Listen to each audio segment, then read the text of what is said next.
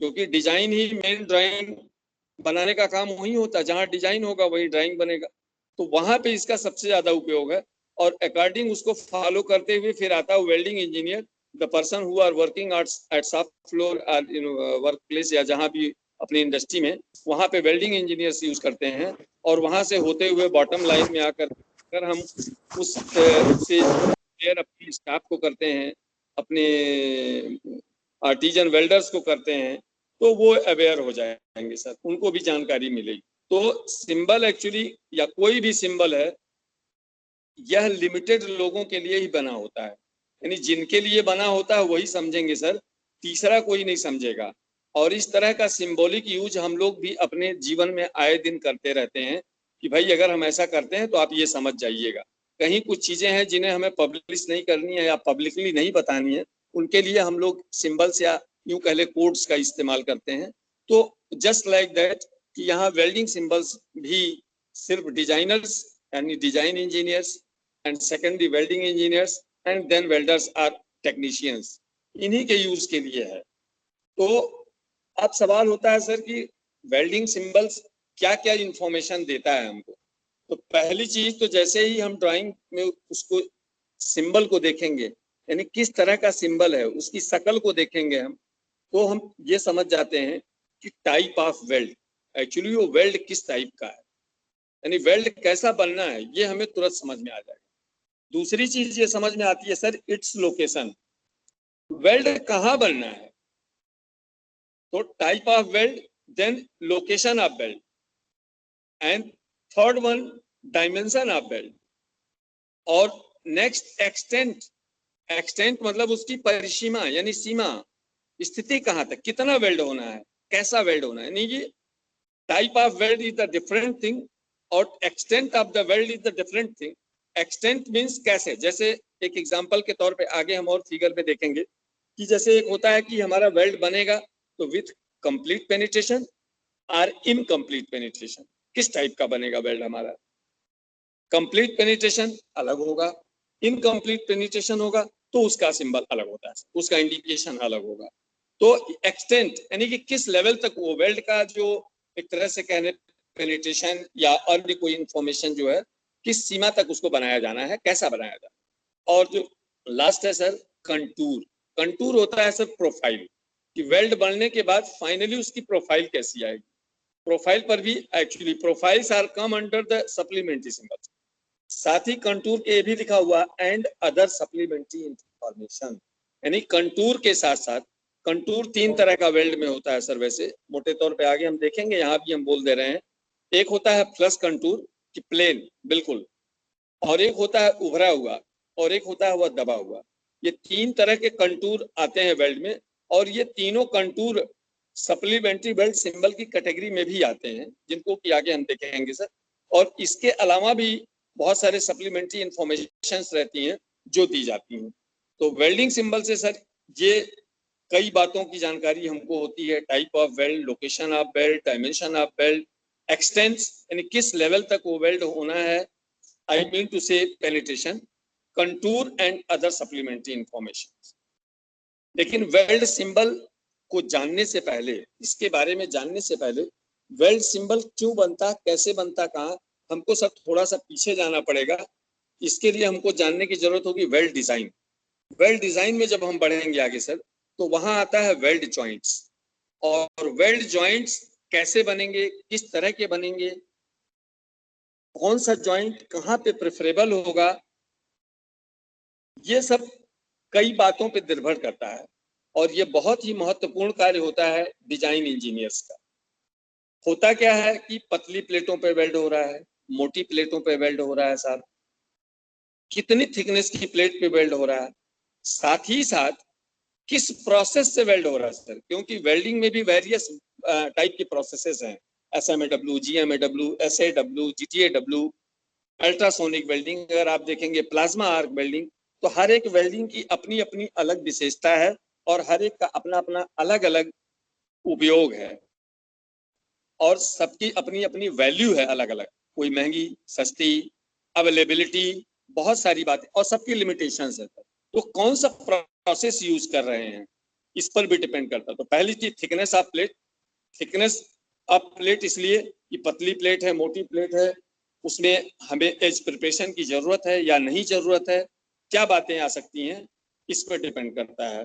दूसरी चीज प्रोसेस, किस प्रोसेस से हम वेल्ड करेंगे। प्रोसेस से वेल्ड मतलब SMAW, GMAW जो प्रोसेस वेल्डिंग प्रोसेस है, उसी के अकॉर्डिंग इनकी कॉस्ट तय होती है। दूसरी चीज एवरी प्रोसेस क्रिएट्स डिस्टॉर्शन इन वेल्ड, तो उसके अकॉर्डिंगली जो है डिस्टॉर्शन कितना होगा, हर एक प्रोसेस में अलग अलग अमाउंट ऑफ डिस्टॉर्शन होता है। तो distortion is the important thing in welding, तो उसको कंट्रोल करना भी एक बहुत जरूरी रोल होता है। तो किस थिकनेस के लिए कौन सा प्रोसेस यूज होगा, डिस्टॉर्शन इंक्लूडिंग, यानी कि एक बात जो हमारी हो गई चौथी, डिस्टॉर्शन बहुत इंपॉर्टेंट पॉइंट हो गया। और लास्ट जो सबसे इंपॉर्टेंट पॉइंट है सर, वो है हमारा कास्ट एज वेल एज, मतलब welding cost and edge preparation cost, यानी वेल्डिंग में जो खर्च होने वाला पूरा कास्ट, चाहे वेल्ड का कास्ट हो चाहे उसकी मशीनिंग का कास्ट हो, क्योंकि यदि मोटी प्लेट पे हमें वेल्ड कंडक्ट कराना है, वेल्ड परफॉर्म करना है, तो बिना हम उसकी मशीनिंग, चैम्परिंग, बेवलिंग, जो भी वर्ड आप सुटेबल समझें, वो किए बगैर हम प्रॉपर जॉइंट प्रिपरेशन नहीं कर सकते, जॉइंट बना नहीं सकते, तो हम वेल्ड नहीं बराबर कर उचित बना सकते हैं। और each and every operation increase the money, एक भी ऑपरेशन बढ़ता है तो हमारा एक्सपेंसेस बढ़ेगा, यानी इकोनॉमी हमारी बढ़ेगी, खर्च बढ़ेगा। तो वेल्ड जॉइंट पे हम जाएंगे सर। तो जब वेल्ड जॉइंट बनते हैं तो सर ये देखिए, हम लोग बेसिकली ये जानते हैं 5 तरह के वेल्ड जॉइंट बनते हैं। एक आपका है बट जॉइंट, जिसमें जो पहला फिगर दिख रहा है सर, और उसके नीचे टी जॉइंट जिससे हम सभी लोग परिचित हैं, और उसके बगल में है सर लैप जॉइंट, और उसके नीचे है सर कॉर्नर जॉइंट साइड में, और टॉप राइट में सर है एज जॉइंट। एज जॉइंट, ये 5 तरह के जॉइंट सर वेल्डिंग से बेसिकली बनाए जाते हैं। हालांकि इसके अलावा भी कुछ वेल्ड बनते हैं, लेकिन वो कवर इन्हीं सभी 5 जॉइंट के अंदर आते हैं। जॉइंट हमारे यही 5 रहेंगे, लेकिन इन 5 वेल्ड को लेकर के हम चलते हैं, जॉइंट को लेकर के चलते हैं। हालांकि जब तक वेल्ड नहीं हुआ है, यानी कि जब तक दोनों अलग अलग कंपोनेंट्स हैं सर, यानी single piece each and every, और जब वेल्ड के बाद वो वन पीस हो जाता है कोई भी, इसलिए उसको वेल्डमेंट की संज्ञा हम लोग भी देते हैं अपने वर्किंग या कार्यशैली में। जब तक वेल्ड नहीं हुआ है तब तक वो जॉइंट है, और वेल्ड होने के बाद वो सर वेल्डमेंट की कैटेगरी में आ जाता है, और every multi pieces come under the one piece, one piece में वो आइटम आ जाता है, उसको हम लोग वेल्डमेंट की संज्ञा देते हैं। अब वेल्ड जॉइंट की डिजाइन में किन किन बातों का ध्यान देते हैं सर, ये डिजाइन इंजीनियर, अब वैसे भी हम जानते हैं कि वेल्ड कहाँ बनना है, वेल्ड जो बन रहा है किस एनवायरनमेंट में उस पे काम होना है। मतलब किसी इंजन ब्लॉक का अगर पार्ट है सर, तो वहां पे वर्किंग में, उसके वर्किंग के दरमियान कितनी हाई हीट जनरेट होगी।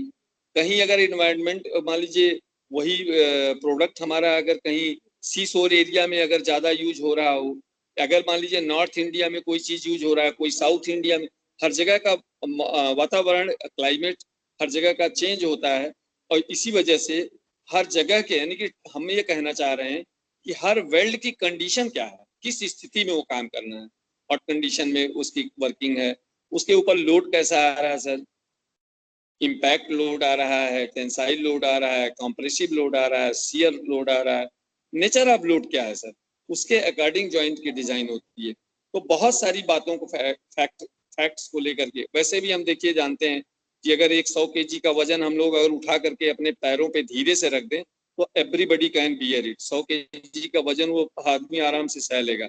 लेकिन अगर 50 ग्राम का या 100 ग्राम का एक छोटा सा बटखरा अगर उसी ऊंचाई से थोड़ा सा गिरा दे तो हर आदमी इंजर्ड हो जाएगा, घायल हो जाएगा। तो 100 kg हम बर्दाश्त करते थे, बट 100 ग्राम हम इम्पैक्ट लोडिंग नहीं बर्दाश्त कर सकते हैं। तो ये फर्क होता है लोडिंग का। और लोडिंग में भी देखिए डेड लोड आ रहा है, आपका मूवेबल लोड आ रहा है, किस तरह का लोड आ रहा है, तो इन सारे फैक्टर्स को दृष्टिगत रखते हुए डिजाइनर डिजाइन करते हैं। तो इसमें क्या क्या चीजें जब वेल डिजाइन होती है, तो हमने कुछ चीजों का डिस्कशन किया है। जैसे पहला फैक्टर आया वेल्डिंग में, जब वेल डिजाइन होता है तो एक होता है कंट्रोल डिस्टॉर्शन। बहुत इंपॉर्टेंट होता है सर, क्योंकि यदि एक लिमिट के बाद डिस्टॉर्शन अगर बढ़ गया तो हमारा प्रोडक्ट वो कंडम हो जाएगा। एक लिमिट तक तो डिस्टॉर्शन एक्सेप्टेबल है सर, लेकिन एक लिमिट के बियॉन्ड अगर डिस्टॉर्शन हो गया तो it leads the condemnation of the product. तो डिस्टॉर्शन बहुत जरूरी है, जिसको कंट्रोल करना जरूरी है। दूसरा, मिनिमाइज रेजिडुअल स्ट्रेसेस। वही वर्डिंग है सर कि किसी भी वेल्डिंग प्रोडक्ट में रेजिडुअल स्ट्रेसेस डेवलप होती हैं, मतलब आती है, इंटरनल स्ट्रेसेस डेवलप होती ही हैं, और यही इंटरनल स्ट्रेसेस या आप रेजिडुअल स्ट्रेसेस कह लीजिए, अगर ये बियॉन्ड लिमिट हो गई तो वही आता है हमारा डिस्टॉर्शन की कैटेगरी में।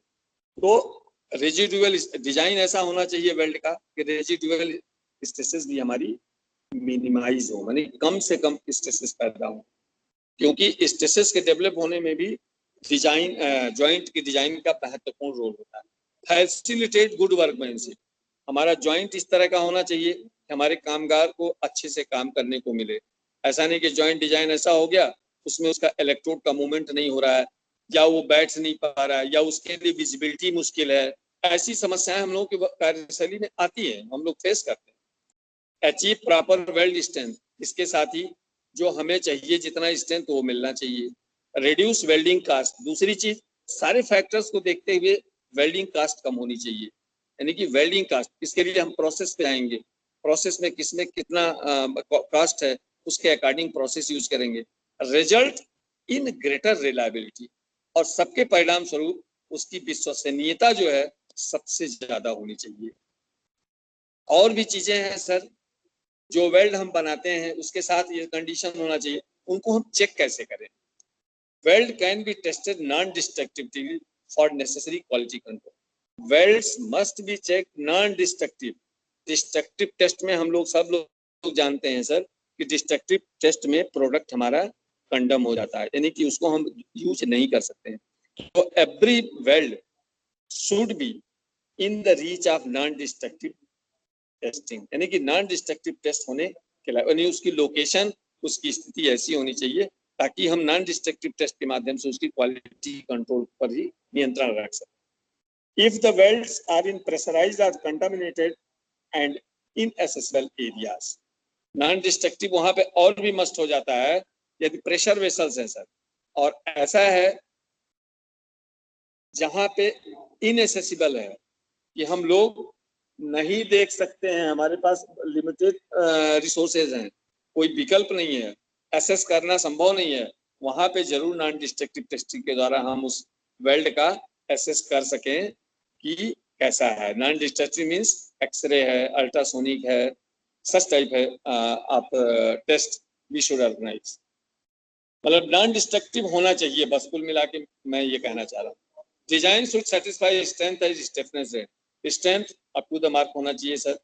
ओवर डिजाइनिंग से बचना चाहिए सर, क्योंकि ओवर डिजाइनिंग सीधा सीधा पुअर इंजीनियरिंग प्रैक्टिस को बढ़ाएगा। यदि आपने डिजाइन ही ओवर कर दिया तो ओवर वेल्डिंग की जरूरत नहीं होती है सर, क्योंकि डिजाइन पर ही पूरी वेल्डिंग डिपेंड करती है।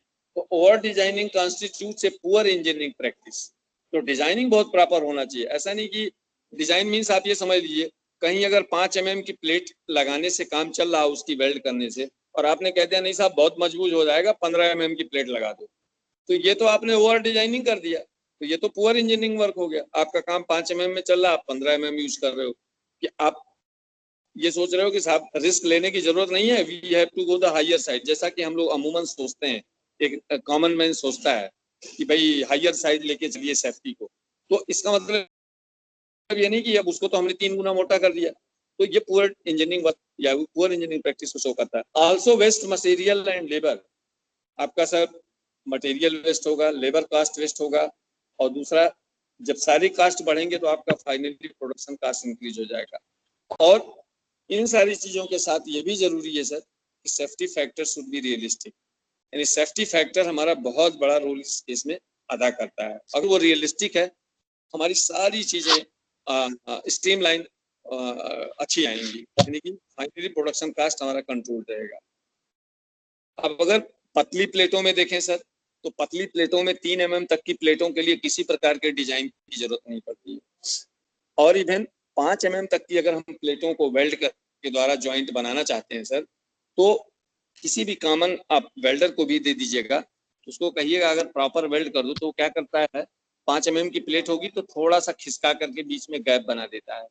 एक्चुअली वो इसलिए करता है कि उसको बोला गया है कि भाई अच्छे से वेल्ड होना चाहिए, तो वो ये नहीं जानता है कि जो गैप बना रहा है वो एक डिजाइन कर दिया।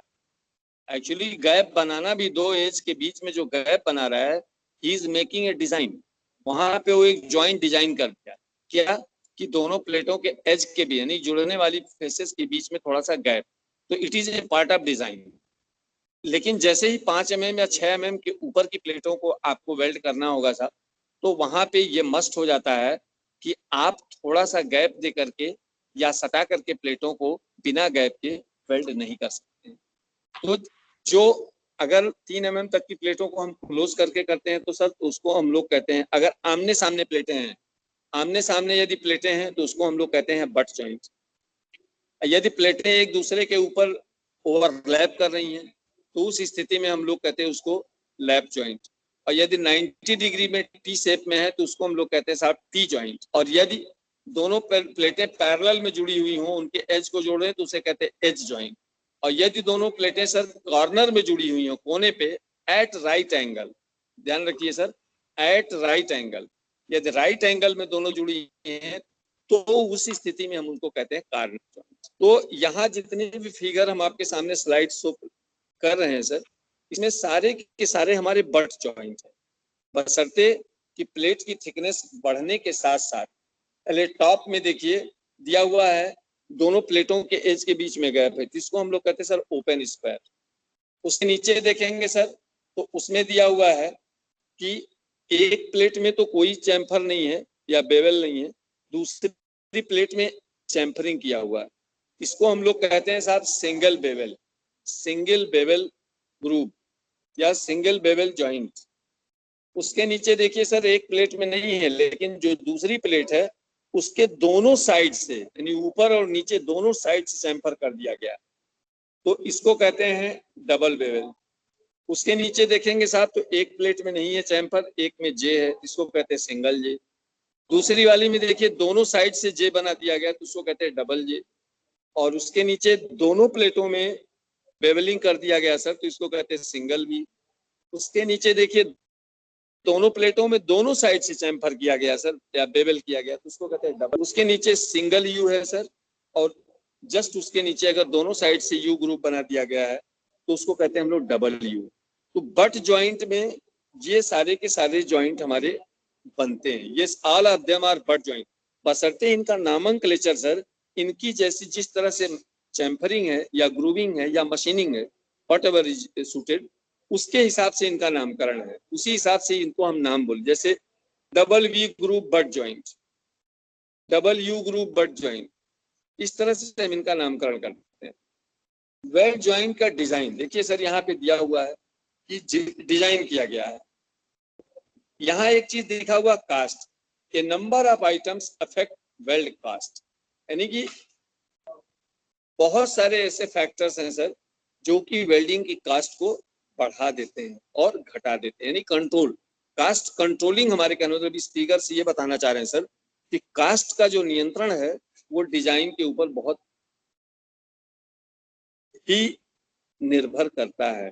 जैसे अब आप एक डिजाइन दिया गया है, यदि 45 डिग्री का यहाँ ग्रूव एंगल दे दिया गया दोनों में, एक प्लेट में 22 डिग्री 22.5 डिग्री का चैम्फरिंग है एक एक प्लेट में, तो दोनों का मिला के 45 डिग्री हो गया सर।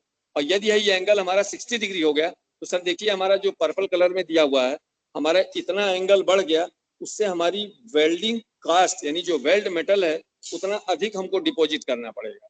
तो यही ये कह रहा है कि slide change in groove angle can save time and money, और यदि ये स्लाइड इंक्रीज हो गया तो मनी और टाइम दोनों बढ़ जाएगा, और यदि प्रॉपर है तो ठीक है, यदि ये बढ़ गया तो दाम और समय दोनों बढ़ेगा, और यदि ये घट गया तो कम हो। यानी कि किसी भी कीमत में ग्रूव एंगल प्रॉपर होना चाहिए साहब, न कम होना चाहिए बहुत, न ज्यादा होना चाहिए, जो हमारी रिक्वायरमेंट है वो होनी चाहिए, और ये डिसाइड करता है डिजाइन इंजीनियर।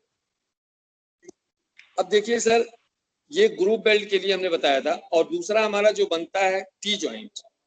टी ज्वाइंट बनता है सर जिसमें प्लेटें एक दूसरे के ऊपर 90 डिग्री पे रहती हैं, जिसको हम टी ज्वाइंट कहते हैं। अब टी ज्वाइंट है सर, लेकिन जब जहां पे दो कंपोनेंट हमारे 90 डिग्री पे अगर मिल रहे हैं सर, तो उनके बीच में जो वेल्ड बनता है सर, वो हमारा कहलाता है fillet weld, that is known as fillet weld. यदि दो कंपोनेंट हमारे 90 डिग्री पे हैं, अब वो चाहे हमारा टी ज्वाइंट हो, तो टी ज्वाइंट में जो जुड़ने वाली फेसेस है 90 डिग्री पे हैं, तो यहाँ पे जो वेल्ड बन रहा है सर, इट्स इट्स नेम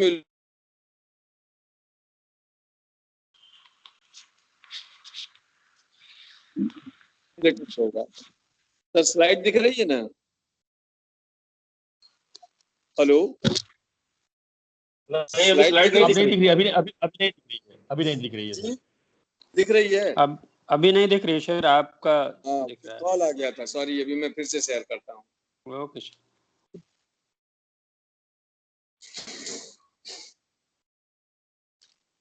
मालूम रहता लोगों को, फिर भी इसी में किए रहते हैं।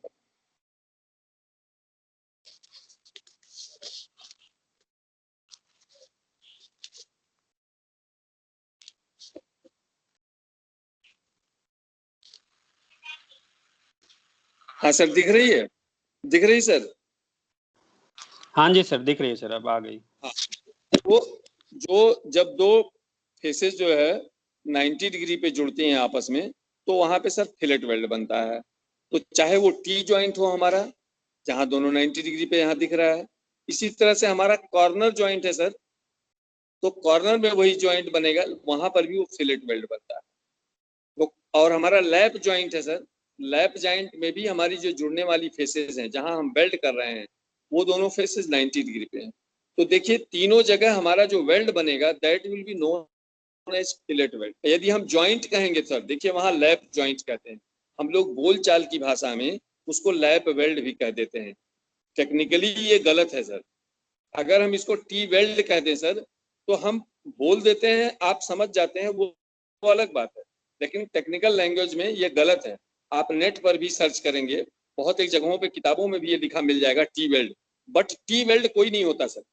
वेल्ड होता है वहां पे सिर्फ फिलेट। इसी तरह से आपका लैप जॉइंट जो है, अगर वेल्ड कहेंगे तो सर वहां भी फिलेट ही वेल्ड कहेंगे, यहाँ भी फिलेट वेल्ड कहेंगे।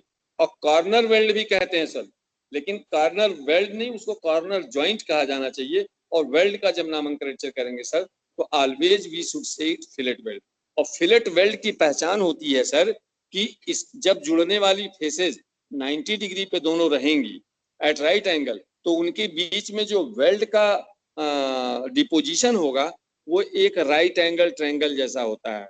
और अमूमन इसमें जो वेल्ड होना चाहिए, वो आइसोसेलेस राइट एंगल ट्रायंगल होना चाहिए। आइसोसेलेस मतलब समद्विबाहु समकोण त्रिभुज, यानी कि उसकी जो दोनों राइट एंगल की साइड्स हैं, they should be equal, they should be equal. एक आइडियल फिलेट वेल्ड की विशेषता होती है सर कि उसकी दोनों लंबवत भुजाएं बराबर हो। हालांकि देखिए, अगर वेल्ड सिंबल में आप जाते हैं, तो इंटरनेशनल स्टैंडर्ड्स और एडब्ल्यूएस में इनइक्वल लेग लेंथ की भी विशेष बात है। इनइक्वल लेग लेंथ मींस कि जो दोनों लंबवत भुजाएं हैं एक फिलेट वेल्ड की, इनकी दोनों राइट एंगल की साइड्स को हम लोग वेल्ड लेग कहते हैं साहब। फिलेट वेल्ड लेग यानी जो राइट एंगल पे हैं। तो एडब्ल्यूएस, अगर अमेरिकन वेल्डिंग सोसाइटी को हम फॉलो करते हैं सर, तो इनके अंदर in equal fillet weld leg length की बात तो है, लेकिन अगर इंटरनेशनल स्टैंडर्ड्स को हम फॉलो करते हैं सर, तो उनके यहाँ सीधा है, वो कहते हैं in equal weld leg length के लिए कोई स्पेस नहीं है। जब भी फिलेट वेल्ड बनेगा, तो दैट शुड बी इन मतलब equal leg length, both leg should be equal. अब फिलेट वेल्ड में देखिए सर, इसका नामनक्लेचर दिया हुआ है कि एक राइट एंगल, यानी कि जो आपका वेल्ड क्रॉस सेक्शन है सर, उस वेल्ड क्रॉस सेक्शन में जो बड़ा से बड़ा राइट एंगल ट्रायंगल ड्रा किया जा सकता है, उसी के अकॉर्डिंग उस वेल्ड की स्ट्रेंथ होती है सर।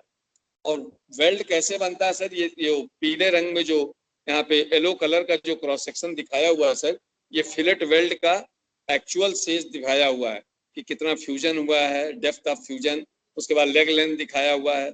और वेल्ड के दोनों किनारों को सर, कोई भी वेल्ड हो, चाहे ग्रूव हो चाहे फिलेट हो, उसके दोनों किनारों को कहते हैं टो। टो मतलब एक तरह से आप समझ सकते हैं सर अंगूठा।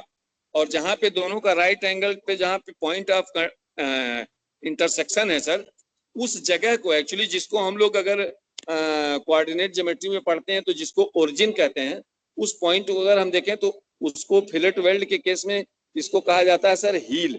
एच हील मतलब एड़ी। तो एड़ी से लेकर के टो तक की डिस्टेंस को हम लोग कहते हैं साहब लेग।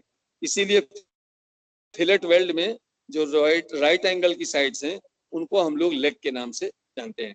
और जो चेहरे के सामने वाला हिस्सा होता है सर किसी भी वेल्ड का, उसको हम लोग कहते हैं फेस, क्योंकि वो फेस के चेहरे के सामने है, उस फेस साइड। और इसी राइट एंगल ट्रायंगल में सर जो उसके वर्टेक्स से, यानी कि हील या ओरिजिन से उसके हाइपोटेन्यूज यानी कर्ण के ऊपर जो परपेंडिकुलर ड्रा किया, ये कहलाता है इसका थ्योरेटिकल थ्रोट। थ्योरेटिकल थ्रोट यानी कि डिजाइनर जो है हमारे वेल्ड की डिजाइन सर इसी पे करता है।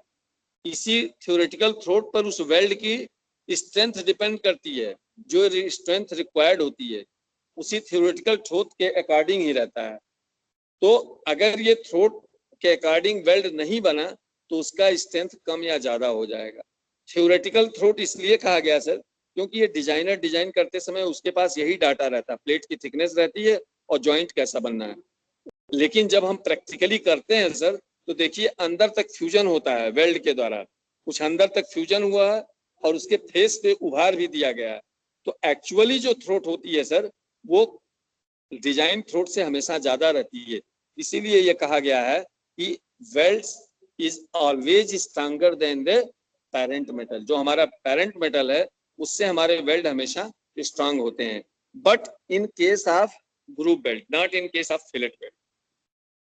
देखिए सर और भी दिया हुआ है, एक यहाँ ग्रुप बेल्ट का डिजाइन दिया हुआ है और एक दिया यहाँ पे फिलेट बेल्ट। जो फिलेट बेल्ट का हम लोगों ने डिस्कशन किया, बगल में दोनों का दिया हुआ है सर। यहाँ पे दोनों का ज्वाइंट मतलब ये बगल में ग्रुप बेल्ट दिया हुआ है। ग्रुप में देखिए रूट ओपनिंग दिया हुआ है, फ्यूजन जोन दिया हुआ है, फ्यूजन फेसेस दी हुई हैं, बेस मेटल दिया हुआ है। और सिंगल प्लेट में जो चैम्फरिंग होती है सर उसको हम लोग कहते हैं बेवेल एंगल। और यदि दोनों प्लेटों के बेवेल एंगल को मिला देते हैं तो उसको हम कहते हैं ग्रूव एंगल।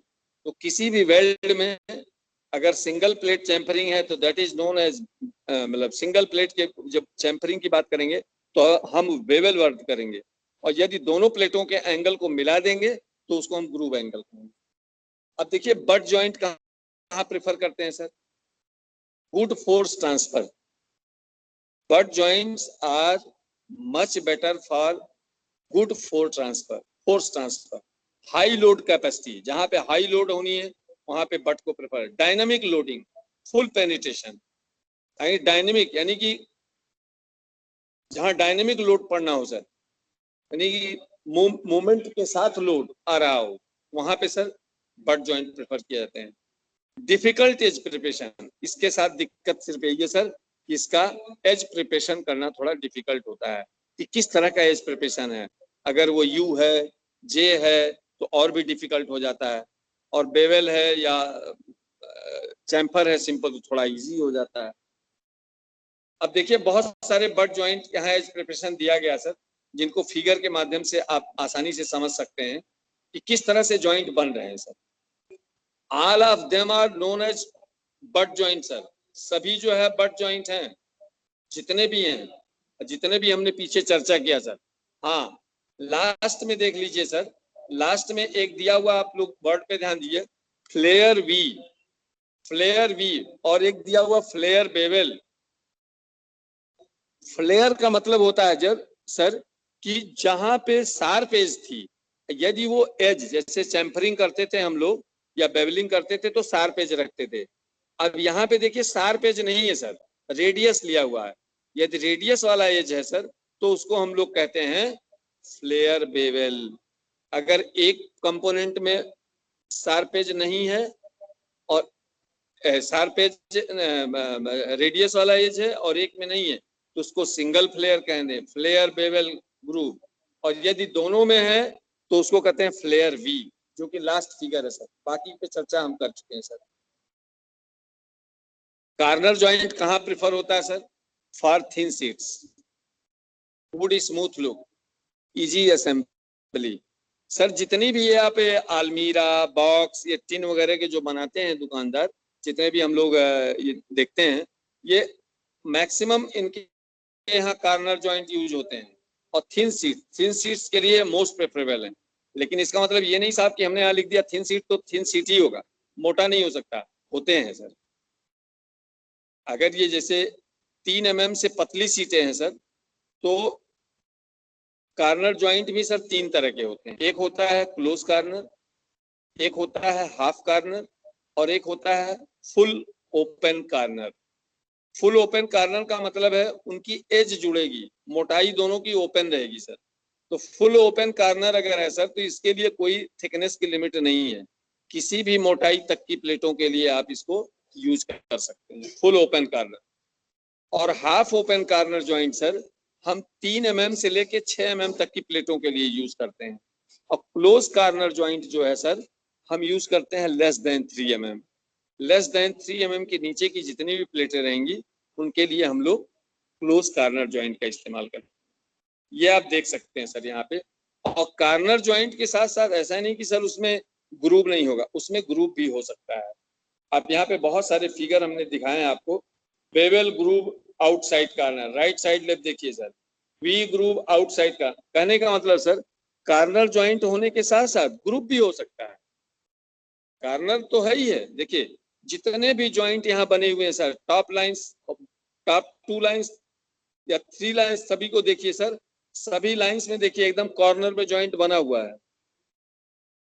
और टी में क्या होता है, टी शेप का रहता है, और कॉर्नर में एकदम एक्सट्रीम एंड में दोनों 90 डिग्री पे जुड़े हुए हैं। और एक्सट्रीम एंड में जुड़ने के साथ साथ उनका सर देखिए ग्रुप भी बना हुआ है।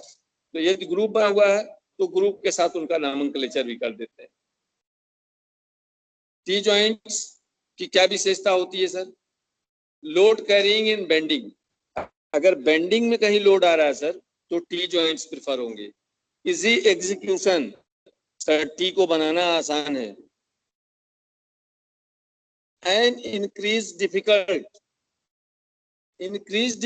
एक्चुअली होता है जो वेल्ड डिपॉजिट होता है, उसमें प्रॉब्लम एक्चुअली होता है क्या सर कि इसमें पेनिट्रेशन कंप्लीट नहीं मिलता है। और यदि पेनिट्रेशन चाहिए तो इसके लिए अलग डिजाइन करना पड़ता है, तो वो एक कास्ट इंक्रीजिंग फैक्टर हो जाता है। तो वो चीज यहाँ दिक्कत क्रिएट करती है। और रिस्क ऑफ वेल्ड क्वेंच, यानी कि वेल्ड के जल्दी ठंडा होने का डर रहता है। और जल्दी ठंडा होने की वजह, चूंकि पूरा का पूरा मटेरियल तो हीट अप होता नहीं है, तो वेल्ड क्वेंच यानी वेल्ड फास्ट ठंडा हो गया, तो वहां पे उसमें डिफेक्ट आने की या आईपी की बहुत ज्यादा संभावना रह जाती है। टी ज्वाइंट देखिए कैसे कैसे बना सर, टी सभी टी है देखिए सर, एक में प्लेन दिया हुआ है, दूसरे में देखिए सर बेवल किया हुआ है, तीसरे में देखिए सर डबल बेवल है, जे ग्रुप बना के टी बनाया गया, और फ्लेयर बेवल के साथ टी। यानी कि टी ज्वाइंट के बहुत सारे टाइप्स हो सकते हैं सर, ये फिगर डालने के पीछे उद्देश्य यही है। अब देखिए सर लैप ज्वाइंट दिखाया गया है, फिलेट, लैप भी है सर और फिलेट भी है, देखिए जबकि दोनों अलग अलग हैं। फिलेट वेल्ड बन रहा है और लैप ज्वाइंट है sir, all of them are lap, लेकिन वेल्ड यहाँ फिलेट बन रहा है सर। यहाँ ग्रुप भी बना हुआ है, यहाँ जे ग्रुप बना हुआ है, लेकिन प्लेटें एक दूसरे के ऊपर लैप कर रही हैं। और लैप के साथ साथ लैप ज्वाइंट में हमेशा फिलेट वेल्ड बनता है सर, क्योंकि दो फेसेस 90 डिग्री पर ही जुड़ेंगी। जब एक दूसरे के ऊपर चढ़ा देंगे और जहां ज्वाइन करेंगे तो जो जुड़ने वाली फेस है सर वो राइट एंगल पे होती है। अब देखिए एज ज्वाइंट, एज ज्वाइंट जिसको हम लोग कहीं की, जैसे इसमें होता है फ्लेन, जैसे लास्ट में देखिए सर फ्लेयर वी बनाया हुआ है, ये भी आपका एज ज्वाइंट है, ये सब एज ज्वाइंट है। कहीं कहीं एज ज्वाइंट को समझने में बहुत कंफ्यूजन होता है, खास करके जो हम लोग फ्लेंज की वेल्डिंग करते हैं, शॉप में फ्लेंज की वेल्डिंग आती है, फ्लेंज की वेल्डिंग बेस्ट एग्जांपल है सर एज को समझने के लिए। लेकिन यहाँ देखिए sir all of them are edge joint, edge में ग्रुप भी हो, bevel group, V group, J group, अब जैसा ग्रुप बना करके आपने एज बना दिया, ग्रुप वाली जगह पे ग्रुप वेल्ड हो जाएगा और बाकी का आपका एज पूरा का पूरा वेल्ड होगा। तो इस तरह से एज वेल्ड के एग्जांपल्स हैं, मतलब एज जॉइंट्स के एग्जांपल हैं। और एज वेल्ड, एज जॉइंट के द्वारा जो वेल्ड बनता है उसको उसके नामकरण के हिसाब से एज वेल्ड कहा जाता है। जैसे ग्रुप बना है तो ग्रुप का नाम लेंगे लेकिन एज वेल्ड लास्ट में जोड़ देंगे। अब जैसे देखिए हमने एक बोला था सर वेल्ड कैसा बनेगा हमारा, तो ऊपर देखिए सर एक एग्जांपल दिया full penetration weld. Full penetration ऊपर जो टॉप में बना हुआ सर ये कंप्लीट पेनिट्रेशन का वेल्ड है। एक वेल्ड जो है अगर कहा जाए कंप्लीट पेनिट्रेशन का हो तो इस तरह से बनना चाहिए। ग्रीन कलर का उसका जो है पूरा सेट दिखाया गया सर। ये देखिए कंप्लीट पेनिट्रेशन वेल्ड, यानी कि जिस प्लेट की वेल्डिंग की गई है सर उसके टॉप से लेके उसके बॉटम तक कंप्लीट फ्यूजन होकर के वेल्ड हुआ है, इसको हम कहते हैं कंप्लीट पेनिट्रेशन यानी फुल पेनिट्रेशन वेल्ड। और नीचे देखिए ऊपर सिंगल भी दिया हुआ सर और नीचे डबल भी दिया हुआ सर, और इसमें डबल वी का जॉइंट है, इसमें सिंगल वी का जॉइंट है, लेकिन both are complete penetration weld. दोनों जो है कंप्लीट पेनिट्रेशन के वेल्ड हैं सर। बस सकते यहाँ वी जॉइंट सिंगल वी है और नीचे डबल वी है सर।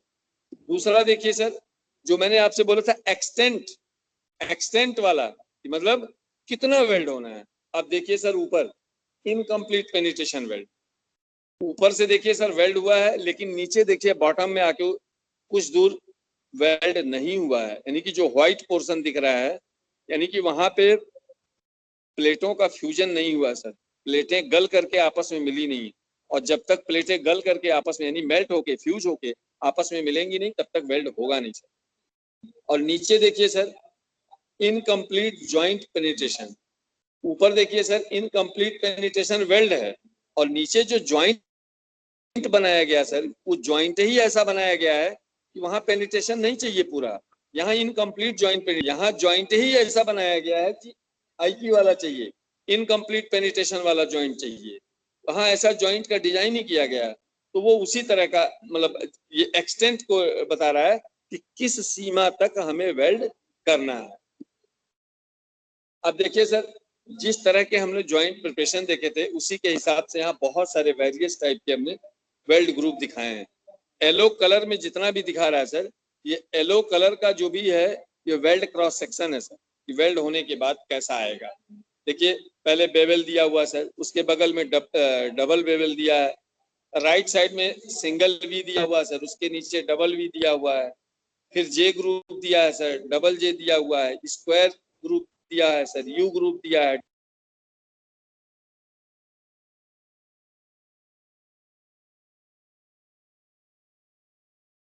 हेलो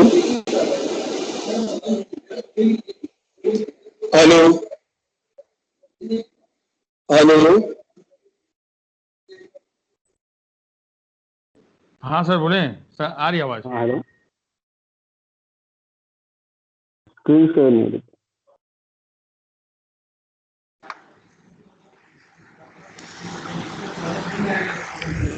हेलो भाई साहब साइड स्लाइड दिख रही है या नहीं? नहीं सर स्लाइड नहीं दिख रही है सर। नहीं नहीं हाँ वो नहीं सर। क्या था भैया अभी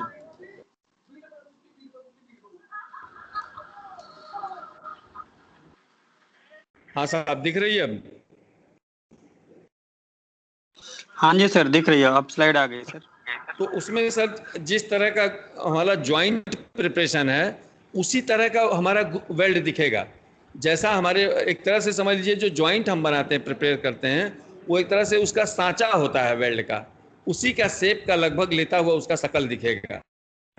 और उसी के आधार पर सर जो है अब ये देखिए सर जैसे टी जॉइंट, अब यहाँ देखिए सर तीनों को एक फोरम में लाके हमने दिखाया है, टी लैप और इनसाइड कॉर्नर।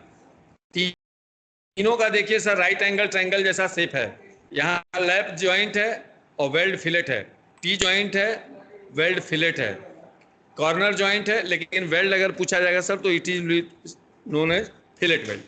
तो ये सभी सर जॉइंट अलग अलग हैं, नाम देखिए टी लैप कॉर्नर, लेकिन वेल्ड हमारा फिलेट है सर। कहने का मतलब जॉइंट और weld both are different things, ये तो आपके दिमाग में बैठ गया होगा सर। कभी जॉइंट और वेल्ड सेम चीज़ें नहीं है, अगर नामकरण देखेंगे तो टेक्निकली हम लोगों को उसके अकॉर्डिंग बोलना चाहिए। अब देखिए सर, तो जो जैसा जॉइंट डिजाइन रहता है उसी के हिसाब से उसका वेल्ड का शेप आता है, और जैसा उसका शकल आता है, जो जॉइंट डिजाइन जैसा बना हुआ है सर, उसी टाइप का वेल्ड आता है, और उसी के शकल जैसा उसका सिंबल होता है। जैसा जॉइंट का डिजाइन वैसा ही वेल्ड आता है, और उसी से मिलता जुलता उसका शकल होता है। तो यहाँ पे सिंबल दिया हुआ, जैसे वी है सर, मान लीजिए सिंगल वी दिया है, तो देखिए टॉप में राइट साइड में जितना दिया गया सर, सिंबल दिया गया, तो ऊपर वी का सिंबल दिया हुआ सर, उसके नीचे देखिए 2 प्लेटों के बीच में गैप दिया हुआ सर, खाली, वहाँ पे कोई चैम्फरिंग नहीं है, तो उसको कहा गया है open square group, open square but. हाँ, इंटरनेशनल स्टैंडर्ड में बात करेंगे सर तो हम बट बोलते हैं, AWS में बात करेंगे सर तो हम वहाँ ग्रुप बेल्ट बोलते हैं। नीचे देखिए सर, इसी तरह से अगर एक चैम्फरिंग है तो सिंगल बेवल, यू बना है तो सिंगल यू, सिंगल जे। यहाँ देखिए सर, एज वेल्ड को दिखाया हुआ है, अगर AWS में एज वेल्ड को दिखाते हैं तो 3 लाइन वर्टिकल खींचते हैं, तीनों कारण, जो जॉइंट के तीनों कारण, चूंकि एक साइज में एज होता है, तो 3 लाइन्स वर्टिकल अगर दिखाई गई हैं तो उसको AWS में दिखाते हैं एज वेल्ड। वैसे एज वेल्ड को शो करने के और भी तरीके हैं सर, वो दिखाया जाता है, ISO में कुछ और दिखाता है, ऊपर लिखा है कुछ और, लेकिन वो एज वेल्ड का एक रेडियस जैसा दिखा के बॉक्स वो भी बनाते हैं। और ये देखिए सर, यहाँ दिया हुआ आपका सिंगल वी, और यहाँ दिया हुआ सर सिंगल बेवल। वो जैसा उसका शकल है सर जॉइंट का, जो जॉइंट डिजाइन है वही वेल्ड के सिंबल में आ जाता है अमूमन। तो यहाँ देखिए सर, बेसिक वेल्ड सिंबल्स बहुत सारे दिए गए हैं कि ये सब सिंबल्स अलग अलग है। थोड़ा सा हम यहाँ बाकी चर्चा कर चुके हैं सर, यहाँ पे आएंगे। जैसे अगर बीड आर एज वेल्ड के लिए देखिए सर, राइट साइड में सिंबल दिया हुआ है कि रेडियस जैसा बना दिया है, इसको हम लोग एज वेल्ड कहते हैं। स्पॉट वेल्ड जो रेजिस्टेंस वेल्ड की कैटेगरी में आता है सर, स्पॉट वेल्ड, सीम वेल्ड, प्रोजेक्शन वेल्ड। तो स्पॉट वेल्ड में सर देखिए क्रॉस बना के एक वर्टिकल लाइन खींच दिया गया। हालांकि आजकल स्पॉट वेल्ड के लिए सर सिंबल होता है, एक सर्किल बना देते हैं, बस एक सर्किल बना देते हैं, वो लेटेस्ट जो सिंबल है, ये पुराना सिंबॉलिक प्रेजेंटेशन है। और सीम बेल्ट में देखिए 3 क्रॉस बना के वर्टिकल लाइन खींच दी गई है सर, तो ये सीम बेल्ट में आ जाता। लेकिन सीम बेल्ट के लिए जो लेटेस्ट है वो एक सर्किल बना के उसमें 2 पैरेलल लाइन सेंटर में खींच दी जाती हैं, तो वो कहते हैं सीम बेल्ट। आगे मिलेगा शायद देखने को सर कहीं फिगर। और प्रोजेक्शन वेल्ड भी है सर, प्रोजेक्शन वेल्ड का सिंबल होता है कि इक्विलेटरल ट्रायंगल सर, यानी समबाहु त्रिभुज है, ये समबाहु त्रिभुज यानी इक्विलेटरल ट्रायंगल जैसा बन गया, तो ये प्रोजेक्शन वेल्ड का सिंबल है सर। तो इस तरह से बहुत अच्छा। इसके नीचे देखिए सर, सप्लीमेंट्री वेल्ड सिंबल दिए हुए हैं। जैसे एक सर्किल अगर बना दिया गया खाली, तो वो सप्लीमेंट्री सिंबल है weld all around. Fillet weld का सिंबल दिया है, flush contour, convex contour, concave contour, ऐसे बहुत सारे हैं सर, देख सकते हैं यहाँ पे सिंबल्स दिए गए हैं सर। अगर किसी वेल्ड के ऊपर सर वेल्डिंग के बाद ग्राइंडिंग होना है तो सर वहाँ पे G लिख देता है ऊपर, वेल्ड के फेस के ऊपर G। आगे हम और सिंबल के प्रेजेंटेशन, मशीनिंग होना है सर तो M लिख देता है, चिपिंग होना है सर तो C लिख देता है। तो ये कि मतलब उसके बाद का कौन सा ऑपरेशन होना है एक तरह से, या किस तरह का फिनिश हमको चाहिए, उसके अकॉर्डिंग वेल्ड होना चाहिए। ये सारी इंफॉर्मेशन सप्लीमेंट्री वेल्ड सिंबल की कैटेगरी में आती है सर।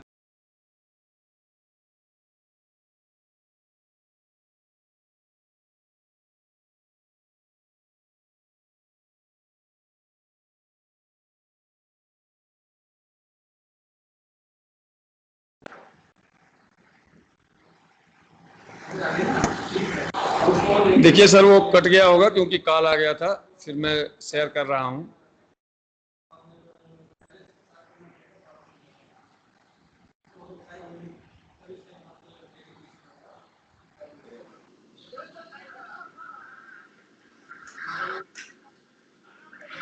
सर इस तरह से सप्लीमेंट्री वेल्ड सिंबल्स लगते हैं।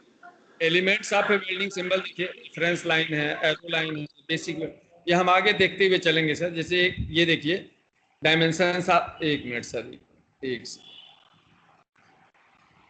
किसी वेल्ड एलिमेंट क्या है, वेल्डिंग सिंबल मैंने कंप्लीट रिप्रेजेंटेशन कैसे होता है। एक रेफरेंस लाइन होता है सर, एक एरो लाइन होता है, एक बेसिक वेल्ड सिंबल होता है, डायमेंशन एंड अदर डाटा है, सप्लीमेंट्री सिंबल्स रहेंगे, फिनिश सिंबल रहेगा, टेल। यानी कि जितने हमने अभी अब ऊपर आपसे चर्चा की है सर, एक सिंबल को जब रिप्रेजेंट करेंगे तो सारी इंफॉर्मेशन वहां पे आ जानी, यानी कि ड्राइंग पे सारी इंफॉर्मेशन वेल्ड के बारे में सर आ जाएगी, जो कि इसकी डेफिनेशन कहती है। यहाँ पे देखिए सर कैसे ड्राइंग पे शो करते हैं। यहाँ सारी इंफॉर्मेशन इस एक प्लेटफॉर्म पे दी हुई है।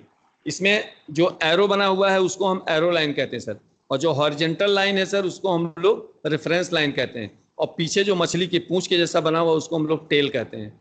टेल पे सर स्पेसिफिकेशन एंड प्रोसेस दिया रहता है, या अदर कोई इन्फॉर्मेशन चाहिए तो वो दिया रहता है। Specification, process and other information वो वहाँ पे दी हुई है, समझ रहे हैं। स्पेसिफिकेशन जैसे गैस कटिंग होना है या SMAW वेल्डिंग होनी है, कौन सी वेल्डिंग होनी है, ये सारी इस टाइप की इन्फॉर्मेशन वहाँ रहेगी। या कोई स्पेशल कंज्यूमेबल यूज होना है तो उसकी इन्फॉर्मेशन वहाँ रहेगी। एरो लाइन दिखाती है, जो एरो रहता है वो दिखाता है साहब बेल्ट कहाँ होना है। और जो रेफरेंस लाइन है सर ये हमेशा हॉरिजॉन्टल रहती है। इसके दो पक्ष होते हैं, एक नीचे का साइड, एक अदर साइड। जो एरो के साइड होता है सर उस साइड को हम एरो साइड कहते हैं, दूसरा साइड है तो उसको अदर साइड के नाम से जानते हैं। तो जो हमारा वेल्ड सिंबल होगा सर ये इसी रेफरेंस लाइन के ऊपर ही रहेगा। ऊपर या पर, तीन स्थितियां इसमें बनती हैं सर, या तो रेफरेंस लाइन के ऊपर यानी कि या तो रेफरेंस लाइन के नीचे, या तो रेफरेंस लाइन पर का मतलब उसके सेंटर से लिया जाता है। तो इसके लिए कंडीशंस अलग अलग हैं। तो या तो सिंबल हमारा एरो साइड में होगा, या सिंबल हमारा अदर साइड में होगा, या बीच में माना जाएगा कि रेफरेंस लाइन पर ही है, जहां पे वेल्ड हमारे सिमेट्रिकल बनेंगे। जैसे double V, double U, double bevel, double J बनना है तो यहाँ वेल्ड हमारे सिमेट्रिकल बनेंगे सर, यानी कि जैसा ऊपर रहेगा वैसा नीचे, तो उसको सेंटर लाइन पर ही बिल्कुल शो करना पड़ता है। तो वहाँ पे हम उसको कहते हैं पर। और ऊपर है तो रेफरेंस लाइन के ऊपर साइड में, और एरो साइड में बना तो उसको रेफरेंस लाइन के नीचे हम लोग मानते हैं।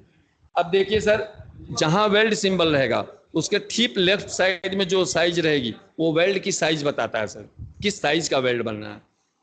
और उसके बगल में अगर कोई डेटा है तो खास करके ग्रुप वेल्ड में, अगर ग्रुप वेल्ड है सर, ग्रुप बना हुआ है तो ग्रुप का एज प्रिपरेशन का साइज दिया रहता है।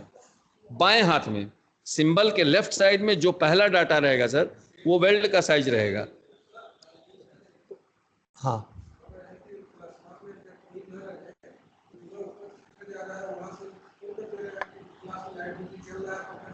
तो बंद करवाओ ना, यहाँ जाके बोलो बुढ़िया को। हाँ उस बुढ़िया को बुलाओ पहले, बुढ़िया को और उस लड़के को बुलाओ। सालों को मैं साला कितनी बार बोल चुका कि जो है बुलाओ दोनों को, बुढ़िया को भी बुलाओ, अगर कहीं भगी हो तो एब्सेंट करवाए उसको। अरे सब चीज कितनी बार क्या कह के मैं परेशान हो गया हूँ साला इन लोगों को। ठीक है, तो होता क्या है कि इसमें देखिए अदर साइड, तो वेल्ड किस साइड में है। जैसे एरो तो ये बता देगा कि वेल्ड यहाँ होना है, वेल्ड यहाँ होना है, वेल्ड यहाँ होना है। अब जगह तो बता दिया, लेकिन अगर कहीं टी ज्वाइंट बना हो सर तो वेल्ड टी ज्वाइंट के किस साइड में होना है ये कैसे पता चलेगा। इसके लिए सर वहाँ रोल आ जाता है रेफरेंस लाइन का, कि रेफरेंस लाइन के किधर सिंबल बना हुआ है। इसको हम आगे फिगर के माध्यम से देखेंगे सर, और वहाँ पे ज़्यादा बेहतर तरीके से समझते हैं। डायमेंशन के बारे में भी चर्चा, जैसे देखिए सर रेफरेंस लाइन, सोन रेफरेंस लाइन ऑलवेज हॉरिजॉन्टल रहेगा सर। एरो लाइन देखिए सर दिया हुआ जुड़ा हुआ। नेक्स्ट स्टेप में देखिए सर टेल दिया हुआ है, टेल दिया हुआ है। ये देखिए सर किसका क्या रोल है। Arrow line, arrow represent the point of weld. Horizontal line, reference line जो है ये बताती है कि वेल्ड किस साइड में होना है। ये अगर सिंबल तो किधर होगा, अगर नीचे है तो, अगर सिंबल नीचे है तो एरो साइड में वेल्ड होगा, अगर सिंबल ऊपर है तो एरो साइड जहां बता रहा है उसके दूसरे तरफ बेल्ट होगा सर, क्योंकि एक सिक्के के दो पहलू होते हैं, एक फ्रंट और एक बैक। तो यदि सिंबल एरो साइड में है तो एरो साइड में बेल्ट होगा, यदि सिंबल एरो साइड के अपोजिट है, रेफरेंस लाइन में ऊपर है, तो वो बेल्ट एरो के अपोजिट साइड होगा। और यदि दोनों तरफ सिंबल है सर तो दोनों तरफ बेल्ट होगा। आगे हम देखते हैं sir all the way around, यदि एरो लाइन और रेफरेंस लाइन के इंटरसेक्शन पॉइंट पे एक गोला बना हुआ है सर, इंटरसेक्शन पॉइंट पे सर, ये ध्यान रखिएगा, वहां गोला बना हुआ है सर। तो इसका मतलब होता है कि एरो जहां पे वेल्ड बता रहा है उस जगह के चारों ओर वेल्ड होना है, उस जगह के चारों ओर वेल्ड होना है, उस जगह के चारों ओर वेल्ड होना है। ये ध्यान, मतलब चारों ओर। वो शेप ऐसा नहीं कि गोलाकार होगा, वो हेक्सागोनल, रेक्टेंगुलर, कैसा भी हो सकता है। आगे फिगर से हम लोग समझेंगे सर। फ्लैग, अगर फ्लैग दिखाया हुआ सर इंटरसेक्शन पॉइंट पे, तो इसका मतलब ये शो करता है साइट वेल्ड, यानी कि आपको कारखाने में नहीं काम करना है, कहीं जाके साइट पे काम करना। तो साइट पे क्या क्या अवेलेबिलिटी है ये आपको डिसाइड करना पड़ेगा। पावर सप्लाई है नहीं, या वहां पे खुले में काम करना है या क्लोज जगह पे काम कर, उस हिसाब से आपको तैयारी करके जाना पड़ेगा। तो साइट सिलेक्शन के लिए फ्लैग वाला बेल्ट दिखाते हैं सर, लेकिन ये इंटरसेक्शन पॉइंट पे ऐसे फ्लैग दिखाते हुए रहेगा। नेक्स्ट जैसे देखिए सर, वेल्ड ऑल अराउंड का सिंबल, जैसे हमने बताया कि गोला बना था, तो यहाँ ये दिखा रहा है कि ये जो कंपोनेंट जुड़ा हुआ है इसके चारों ओर वेल्ड है, तो इसको वेल्ड ऑल अराउंड देखिए सिंबल दिया हुआ है सर। चारों तरफ अगर वेल्ड है, शेप से मतलब नहीं है कि सर वो सर्कुलर है, वहां मतलब यह है कि उसके चारों ओर वेल्ड होना चाहिए। Weld symbol terminology, other side, arrow side, जो कि सर मैं बता चुका हूं। ये देखिए सर, ये रेजिस्टेंस वेल्ड का सिंबल है, मैंने बोला था पर, रेफरेंस लाइन पर बना हुआ है, ठीक देखिए, आधा गोला ऊपर आधा नीचे और दो पैरेलल लाइंस खींची हुई हैं। और RSEW जो है सर, ये रेजिस्टेंस सीम वेल्डिंग का कोड होता है। RSEW is the code of resistance seam welding. तो ये दिखाया गया है। और रेजिस्टेंस वेल्डिंग जितनी होती है सर, इसमें साइड नहीं होता सर, ये चूंकि पतली शीट्स में होती है और वो सिर्फ सिमेट्रिकल एक तरह से सेंटर लाइन में होती है, इसलिए इसके सिंबल हमेशा रेफरेंस लाइन पर बिछाए जाते हैं, बिल्कुल सेंटर में दिखाए जाते हैं। यदि दो कंपोनेंट हैं सर जुड़े हुए हैं, उसमें से एक कंपोनेंट का चैम्फरिंग किया गया है और एक का चैम्फर नहीं करना, तो कैसे डिनोट करेंगे कि किसकी चैम्फरिंग है? तो जिसकी चैम्फरिंग रहेगी सर, एरो उसकी तरफ इंडिकेट करता हुआ ब्रेक कर दिया जाता है, एरो ब्रेक। आपको हालांकि एरो ब्रेक हमेशा नहीं मिले, सिर्फ जब दो कंपोनेंट्स में से एक कंपोनेंट का चैम्फर होना होगा तो ये आइडेंटिफाई करने के लिए एरो ब्रेक करके शो किया जाता है कि उसमें से एक कंपोनेंट हमारा मशीन होना है। ये देखिए सर, एरो साइड वेल्ड, अगर वेल्ड एरो साइड में है, जैसे ये फिलेट वेल्ड का सिंबल है सर, एक right angle triangle, fillet weld का सिंबल राइट एंगल, तो एरो साइड में है सर, देखिए तो रेफरेंस लाइन के नीचे वेल्ड है। ये देखिए सर, अदर साइड में वेल्ड है। यहाँ देखिए सर, दोनों साइड में अगर वेल्ड है और जो वेल्ड है उसके बगल में जो साइज दिया हुआ है सर 1/4, वो उसका साइज है। और फिलेट वेल्ड के साइज का मतलब होता है सर उसका लेग साइज, उसका लेग साइज दिया हुआ है सर, लेग साइज 1/4 इंच का है सर। अब ग्रुप बेल्ट है, देखिए सर, डबल बेवल ग्रुप दिया हुआ है, double bevel group belt sir, double bevel हो गया सर, यानी कि सिमेट्रिकल वेल्ड हो गया सर, ऊपर नीचे दोनों तरफ बेवलिंग की गई है। तो देखिए ये भी सेंटर लाइन में ही दिखाया हुआ सर, आधा ऊपर आधा नीचे। और ब्रैकेट के अंदर जो दिया गया है सर, वो वेल्ड का साइज दिया गया है, और उसके बगल जो दिया गया है सर 1/4, वो एज प्रिपरेशन का साइज दिया गया है कि कितना डेप्थ ऑफ प्रिपरेशन है, कितना डेप्थ ऑफ प्रिपरेशन है। कि चैम्फरिंग हमारी 1/4 हो रही है, लेकिन जब वेल्डिंग करेंगे तो सर देखिए 1/16 बढ़ गया है, क्योंकि 1/16 वहाँ पेनिट्रेशन एक्स्ट्रा हो जाता है, वो गला करके फ्यूज करके अंदर तक मेटल चला जाता है। तो इसलिए ब्रैकेट के अंदर यहाँ जो रहेगा साइज रहेगा, बगल में रहेगा डेप्थ ऑफ प्रिपरेशन। ये देखिए प्लग वेल्ड या स्लॉट वेल्ड, अगर एरो साइड में करना तो उसका सिंबल ये है, ये रेक्टेंगुलर बॉक्स टाइप है, ये प्लग वेल्ड का सिंबल है सर, और एरो साइड में है तो नीचे रहेगा। ये देखिए सर, यहाँ पे एक सिंबल दिया हुआ है, ऊपर भी फिलेट नीचे भी फिलेट, लेकिन बीच में दे दिया बेवल। अब इसका देखिए कैसे आता है, ये देखिए सर, यहाँ आगे वाले सॉरी, ये देखिए यहाँ क्रॉस सेक्शन कैसे आया सर, इस तरह का सिंबल है। इसका डिजाइन लेफ्ट साइड में दिया हुआ सर, कि जो टी वाला एक कंपोनेंट है उसको चैम्फर किया गया है सर, तो चैम्फर भी वेल्ड होगा, ग्रुप भी वेल्ड होगा, उसके बाद आपका राइट एंगल वो 90 डिग्री का जो दोनों फिलेट दिखा रहा है। अगर ऐसा दिया हुआ सर कि देखिए एक दिया हुआ है चेन इंटरमिटेंट वेल्ड, कि दो प्लेटों पे टी वेल्ड बना हुआ है और दोनों साइड में वेल्ड होना है, और दोनों साइड में वेल्ड अगर आमने सामने, वेल्ड मतलब टैक वेल्ड है सर, आमने सामने है, तो इस तरह से शो किया जाएगा। जैसे फिलेट वेल्ड दे दिया कि दोनों तरफ बनना है सर, और उसके बगल में दे दिया 1/4 साइज, क्वार्टर इंच का वेल्ड का साइज रहेगा, क्वार्टर इंच का वेल्ड का साइज रहेगा, क्वार्टर इंच, तो यानी कि क्वार्टर इंच का वेल्ड बनेगा वहाँ पे।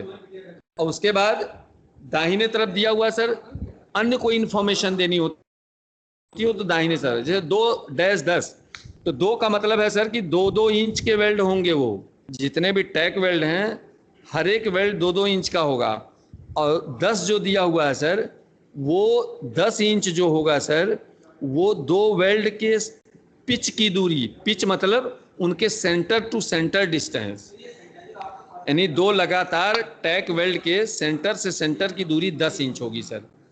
AWS में ऐसा ही कहता है, जो कि यहाँ देखिए फिगर में दिया है, यहाँ पे शो किया है।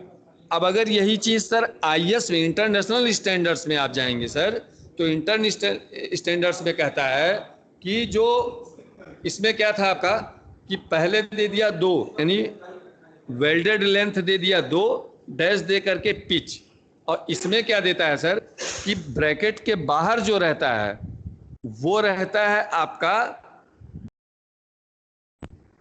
वेल्डेड लेंथ, और ब्रैकेट के अंदर लिखते हैं अनवेल्डेड लेंथ। जैसे यहां दिया 150 दे दिया, यानी कि 150 mm का वेल्ड होगा, और ब्रैकेट के अंदर दे दिया 250, यानी कि नो वेल्ड, यानी कि 250 mm वेल्ड नहीं होगा। 150 mm वेल्ड करिए, 250 mm छोड़िए, फिर 150 mm वेल्ड करिए, ये इसका मतलब हुआ।